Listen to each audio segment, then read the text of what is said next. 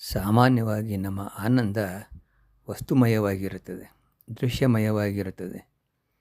ಕಣ್ಣಿಂದ ನೋಡುವುದರಲ್ಲಿ, ಕಾಣುವುದರಲ್ಲಿ, ವಸ್ತುಗಳನ್ನು ಶೇಖರಿಸುವುದರಲ್ಲಿ ನಾವು ತುಂಬ ಸಂತೋಷವನ್ನು ಕಾಣ್ತೇವೆ. ಇವಾಗ ಒಂದು ಹೊಸದೇನಾದ್ರು ಒಂದು ಮೊಬೈಲ್ ಬಂದಿದೆ ಅಂತಂದರೆ ಅದನ್ನು ತೊಗೊಂಡ್ರೆ ನಮಗೇನೋ ಸಮಾಧಾನ. ಅದನ್ನು ತೊಗೊಳ್ಳದೇ ಇರೋ ತನಕ ಮನಸ್ಸಿಗೆ ಸಮಾಧಾನ ಇರಲ್ಲ.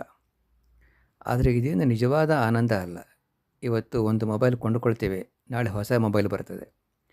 ನೆನ್ನೆ ಕೊಂಡಿದ್ದು ಇಂದು ಬೇಡ ಆಗ್ತದೆ, ಹೊಸದು ಬೇಕು ಅನಿಸುತ್ತೆ. ಅಂದರೆ ಆ ವಸ್ತುಗಳಲ್ಲಿ ನಿಜವಾದ ಆನಂದ ಇಲ್ಲ ಅಂತ ಆಯಿತು. ಅದೇ ರೀತಿ ದೃಶ್ಯ ಸಹ.